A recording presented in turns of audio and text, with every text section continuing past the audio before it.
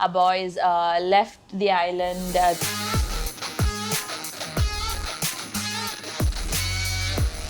I'm so excited to talk about the Sri Lanka T20 squad. Our boys left the island this morning. What do you have to say about it? Yes, Kadhija. So this World Cup, I feel that this is a World Cup that Sri Lanka actually has a really good chance to do something special.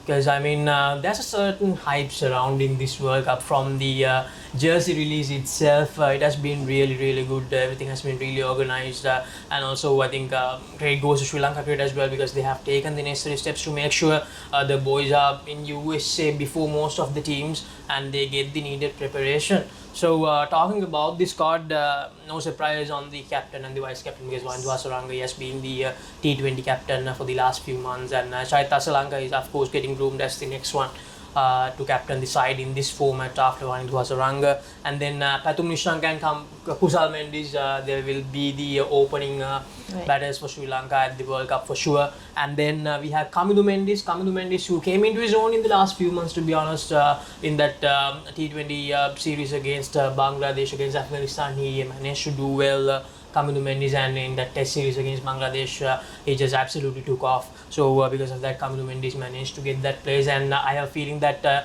it might be Kamidu who will cement his place at number 3 position in the World Cup. And there's a lot of talk about the number 4 position because I think the initial talk was whether to pick Sadira, DDS, Adharanjaya Silva or Bhanuka Rajapaksa to bat at that spot, but Sadir and DDS, they managed to get into the squad and Bhanuka is in the reserves. So there's a lot of talk regarding that because Bhanuka Rajapaksa is obviously the better power hitter, but I think the selectors, they wanted to bring something extra to the table because Sadir Samavikram, he can keep, he's a very good fielder, and Dhananjay Silva, of course, his all-round capabilities, I think came into play in selecting him because he did really well in that last T20 World Cup in Australia. He batted at number 3, bowled some useful lowers, so because of that, I think Dhananjay Silva managed to cement his spot in the World Cup squad.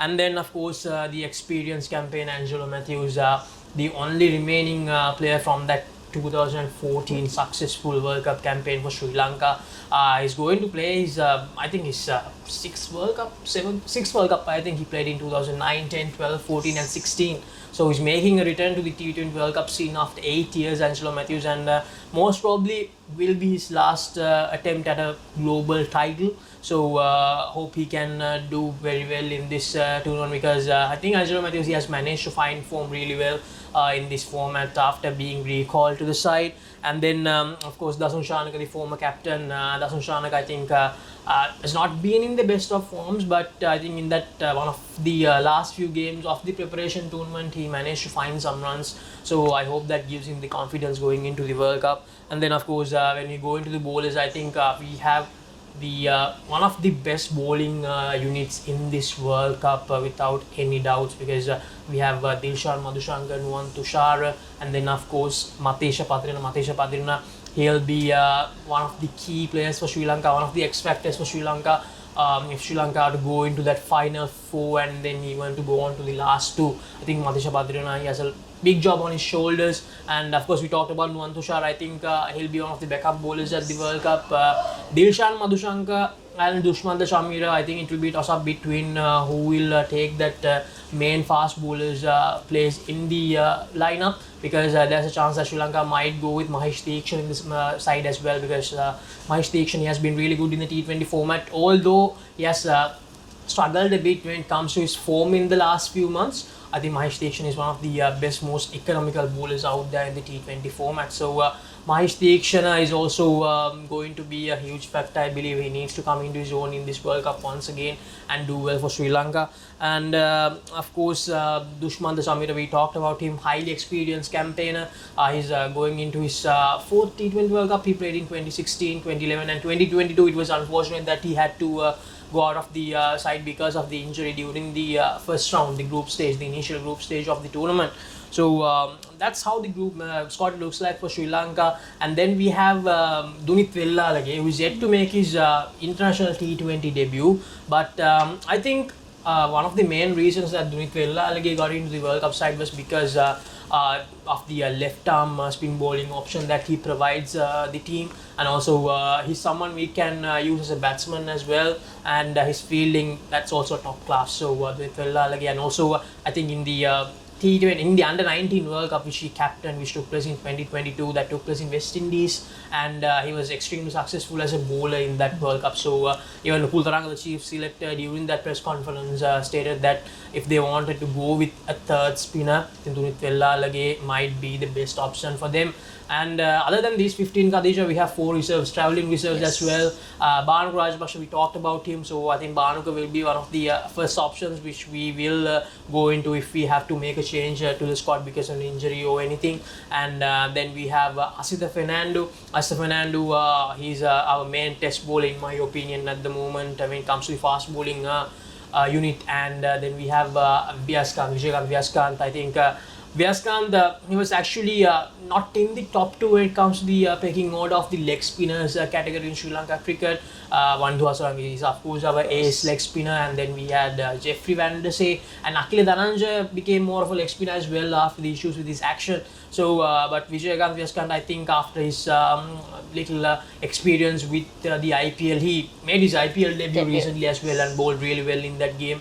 I think those things played a huge part in Vyaskanth becoming that second leg spinning option for Sri Lanka in the squad. And then Janith Liyanage, I think that's a very well deserved call as well. Janith Liyanage, he has been really good in the ODI games that he got. He has been really consistent. He has been the go-to man for Sri Lanka whenever there was a collapse in the middle in the few games that he played. So if he gets a chance, I think he will definitely make the complete use of it because he played really well in the preparation tournament as well.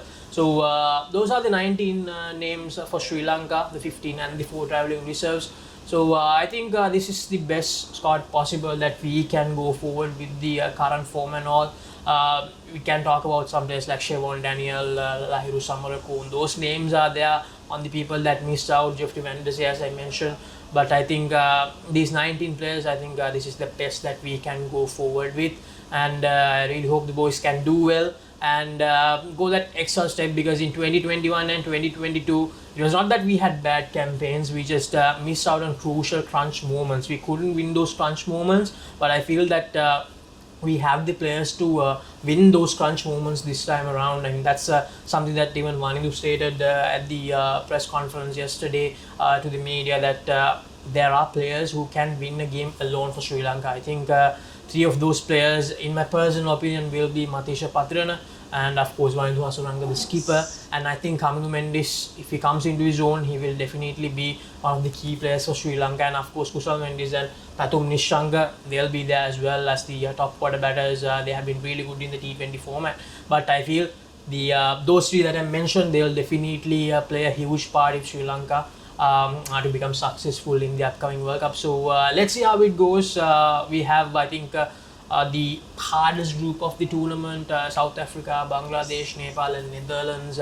Of course, Netherlands can't take them lightly at all because they have been in South Africa a couple of times in the T20 World Cup history. And Bangladesh, of course, we have not lost to them in a T20 World Cup, but in that recent T20 series, the bilateral series, it went down really close. So we can't take Bangladesh lightly as well. And South Africa, that will be a really good competition for us. If we do qualify, I hope we do qualify for the super rounds of the tournament. So and also this is a brand new format for the T20 World Cup. Kadhija, 20 teams playing in this World Cup. We will see the likes of Uganda, Papua New Guinea making their presence felt for the first time in such a global manner. Papua New Guinea, of course, they played in some of those first round encounters in previous T20 World Cups, but this is the first time that they get the chance to be in the global event to play with the bigger teams. So yeah, it's going to be a very interesting month with the T20 World Cup coming in. As I mentioned earlier, I really hope the boys can do well,